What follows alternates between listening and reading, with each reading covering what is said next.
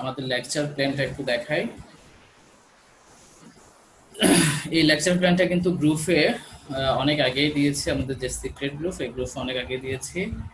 সবাই আশা করি দেখছো, সবার সেভ করা আছে। তো এই লেকচার প্ল্যানে আমরা ট্যাক্স ক্লাস দেওয়া আছে 25টা, অর্থাৎ 25টা ক্লাসের মধ্যে আমরা ইনশাআল্লাহ আমাদের পুরো ট্যাক্সেশন ইন বাংলাদেশ এই সাবজেক্টটা আমরা কমপ্লিট করব। তো এখানে প্রিভিয়াস ইয়ার কোশ্চেন অ্যানালাইসিস করলে দেখা যায়, অর্থাৎ 2011 সাল থেকে 2019 সাল পর্যন্ত নতুন সিলেবাসে 2011-তে প্রথম প্রশ্ন হয়েছে বিবিএ সেকেন্ড ইয়ারে ট্যাক্সের। এর আগে কিন্তু বিবিএস ছিল, তখন আর অন্যরকম ছিল প্রশ্ন প্যাটার্ন। এখন তো প্রশ্ন প্যাটার্ন 3টা ধাপ, ক বিভাগ, খ বিভাগ, গ বিভাগ, আগে এরকম ছিল না। তো নতুন সিলেবাস অনুযায়ী 2011 থেকে 2019-এ যে প্রশ্নগুলো হয়েছে ফাইনাল পরীক্ষায়, এখানে দেখা যায় যে ট্যাক্সে সর্বমোট 10টা চ্যাপ্টার থেকে ম্যাথ আসছে। সর্বমোট 10টা চ্যাপ্টার থেকে ম্যাথগুলো আসে পরীক্ষায়। তো ওই 10টা চ্যাপ্টারের সবগুলো চ্যাপ্টারই আমি করাবো। এই লেকচার প্ল্যানে কিন্তু সবগুলো চ্যাপ্টার কিন্তু দেওয়া আছে, ঠিক আছে। যেমন প্রথমে যে লেকচার 1 দেওয়া আছে বেতন খাতে আয়, লেকচার 1 দেওয়া আছে বেতন খাতে আয়। এই বেতন খাতে আয়ের উপর আমরা ক্লাস নিব 4টা, ঠিক আছে। বেতন খাতে আয়ের উপর ক্লাস নিব 4টা। প্রথমে বেসরকারি কর্মকর্তাদের মোট আয় নির্ণয়, তারপরে আছে সরকারি কর্মকর্তাদের মোট আয় নির্ণয়, এরপরে বিনিয়োগ ভাতা নির্ণয়, এরপরে কর দায় আর সারচার্জ নির্ণয়। তো এই 4টা ক্লাস যখন কমপ্লিট হবে তখন ইনশাল্লাহ পুরো বেতনের বেতন থেকে যেভাবেই প্রশ্ন করুক না কেন আশা করি পারবা। এই 4টা ক্লাস 1 থেকে 4 পর্যন্ত লেকচার কমপ্লিট হওয়ার পর আমরা একটা মডেল টেস্ট নিব। মডেল টেস্ট কিভাবে নিব বা কি উপায়ে নিব সেটা আমি তোমাদেরকে আজকে রাত্রে দেখাবো। আজকে রাত্রে আমি এই গ্রুপে, সিক্রেট গ্রুপে একটা ওয়েবসাইট শেয়ার করব, গুগলের ওয়েবসাইট।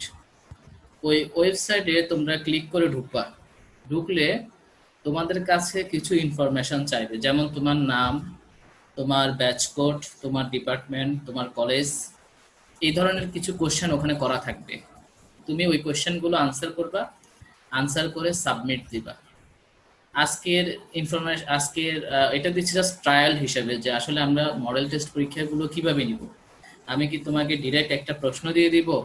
এরকম প্রশ্ন দিয়ে দিলে তো অনেকে দেখে দেখেও অঙ্ক করে ফেলবে, না, ওরকম করার সুযোগ নাই। আমি তোমাদেরকে একটা ওয়েবসাইটে প্রশ্ন করে দিব। ওই ওয়েবসাইটে একটা নির্দিষ্ট সময় বরাদ্দ থাকবে, যেমন মনে করো আমি 30 মিনিট বা 1 ঘন্টা টাইম দিব।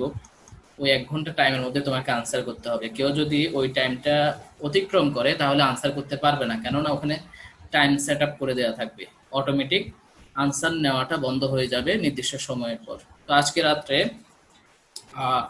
তোমরা একটা কাজ করবা, সেটা হচ্ছে রাত 10টার দিকে, হ্যাঁ, রাত 10টায় তোমরা একটু সিক্রেট গ্রুপে আসবা। এসে জাস্ট 1 মিনিট বা 2 মিনিট লাগবে তোমাদের।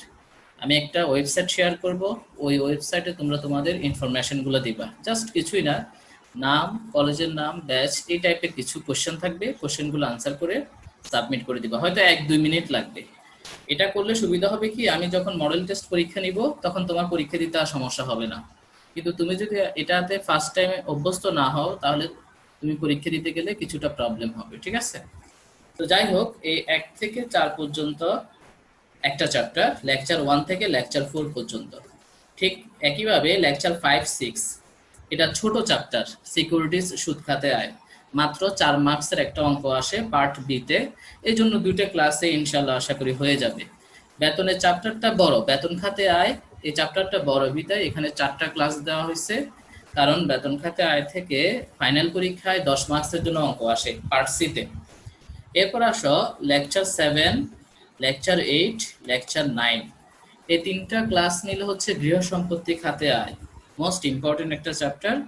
এই চ্যাপ্টার থেকে 2টা অঙ্ক আসে ফাইনাল পরীক্ষায়, একটা আসে পার্ট বিতে আর একটা আসে পার্ট সিতে। প্রায় সময় 2টা অঙ্ক আসে, এই জন্য বলতেছি যে ইম্পর্টেন্ট। তবে একটা অঙ্ক তো মিনিমাম থাকেই, তবে অধিকাংশ সময় এখান থেকে 2টা অঙ্ক আসছে। তো এখানে 3 ধরনের অঙ্ক আছে, একটা আবাসিক গৃহের যারা আগে থেকে করছো তাদের কিছুটা প্রাথমিক ধারণা আছে। আবাসিক গৃহের মোটাই নির্ণয়, বাণিজ্যিক গৃহের মোটাই নির্ণয়, আর অঙ্কের সাথে যদি বিনিয়োগ বা কর নির্ণয় করতে বলে তাহলে কিভাবে বের করতে হবে সেটাও দেখাবো। এরপর লেকচার 10 থেকে লেকচার 12 পর্যন্ত, 10 থেকে 12 পর্যন্ত এই 3টা ক্লাসে আমরা কৃষি খাতে আয় এই চ্যাপ্টারটা নিয়ে আলোচনা করব। গৃহ সম্পত্তি যেরকম ইম্পর্টেন্ট ডাবল অঙ্ক আসে, ঠিক একইভাবে কৃষি খাতে আয় চ্যাপ্টারটাও মোস্ট ইম্পর্টেন্ট একটা চ্যাপ্টার। এখান থেকেও অধিকাংশ সময় দুটো অঙ্ক আসছে, পার্ট বিতে একটা আসছে, পার্ট সিতে একটা আসছে। ঠিক আছে, তো আমরা এখানে বিভিন্ন রকমের অঙ্ক আছে, যেমন আমি প্রথম লেকচারে লিখে দিচ্ছি যে উৎপাদন খরচ সঠিক থাকলে কিভাবে করতে হবে, দ্বিতীয় লেকচারে লিখে দিচ্ছি উৎপাদন খরচ যদি সঠিক নয় তাহলে কিভাবে করতে হবে, এরপরে যদি অঙ্কের সাথে বিনিয়োগ কিংবা কর নির্ণয় করতে বলে তাহলে কিভাবে করতে হবে। আশা করি আমি যেভাবে সিকোয়েন্সটা মেনটেন করছি এর বাইরে প্রশ্নকর্তা প্রশ্ন করার সুযোগও নেই, কারণ ট্যাক্স হচ্ছে একটা আইন রিলেটেড সাবজেক্ট। আইন রিলেটেড সাবজেক্টে কিছু লিমিটেশন থাকে, আইনে যা বলা আছে বা নিয়মে যেভাবে বলা আছে ঠিক ওভাবেই হবে, এর বাইরে কেউ চাইলে বাড়তি কিছু করতে পারবে না, জাস্ট লিমিটেড। আমি যেভাবে তোমাকে সিকোয়েন্স গুলো যেভাবে সাজিয়ে দিছি, স্যার যেভাবে প্রশ্ন করুক না কেন, একজন পরীক্ষক যেভাবে প্রশ্ন করুক না কেন, তোমার এই নিয়মের মধ্য থেকেই আসবে। এরপর আসো লেকচার 13 এবং লেকচার 14, এই দুইটা ক্লাস, লেকচার 13 এবং লেকচার 14, এই দুইটা ক্লাস অন্যান্য উৎস খাতে আয়। এটা চ্যাপ্টারটা খুবই ছোট, ওই সিকিউরিটিজের চ্যাপ্টারের মতো। অনলি পার্ট বিতে একটা অঙ্ক আসে, মাঝে মাঝে 4 মার্কসের জন্য একটা অঙ্ক আসে। যদি কখনো পার্ট সিতে দেয় তখন এটাতে মাত্র 5 মার্কস থাকে, সাথে একটা থিওরি দিয়ে দেয়। ঠিক আছে, চ্যাপ্টারটা যেহেতু ছোট সেজন্য আমরা এখানে মাত্র 2টা ক্লাস করলে ইনশাল্লাহ হয়ে যাবে। আমি কিছু মডেল ম্যাথ দেখাবো, বড় টাইপের কিছু অঙ্ক করে দেখাবো, যাতে একটা অঙ্ক করলে তোমার বাসায় যেন তুমি 8-10টা প্র্যাকটিস করতে পারো, ওই টাইপের অঙ্ক আমি কিছু দেখাবো। এরপর দেখো আগের পৃষ্ঠে লেকচার 15, লেকচার 16, লেকচার 17, হ্যাঁ, এই 3টা লেকচার মিলে একটা চ্যাপ্টার দেওয়া আছে, নাম হচ্ছে একক ব্যক্তির কর নির্ণয়। একক ব্যক্তির কর নির্ণয় বলতে আসলে নতুন কোনো ম্যাথমেটিক্যাল চ্যাপ্টার না, এটা হচ্ছে লেকচার 1 থেকে 14 পর্যন্ত যে অঙ্কগুলো করবা, 1 থেকে 14 পর্যন্ত ওই অঙ্কগুলোর মিক্সড হচ্ছে একক ব্যক্তির কর নির্ণয়। মনে করো লেকচার 1-এ ছিল যে বেতন খাতে আয়, লেকচার 2-তে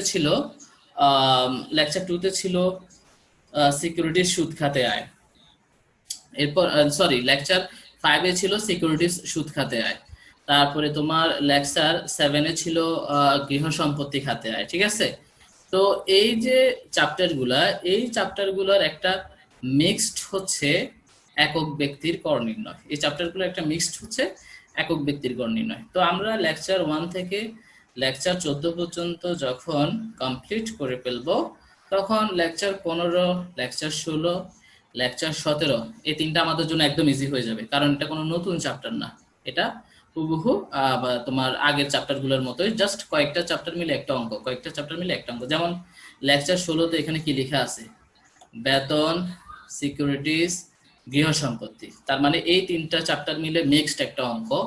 তারপর লেকচার 17-তে লেখা আছে বেতন, সিকিউরিটিজ, গৃহ সম্পত্তি, অন্যান্য উৎস, এই 4টা চ্যাপ্টার মিলে একটা অঙ্ক। ঠিক আছে, অর্থাৎ আগের চ্যাপ্টারগুলোকে মিক্সড করে করে এই টাইপের অঙ্ক ফাইনাল পরীক্ষায় আসে।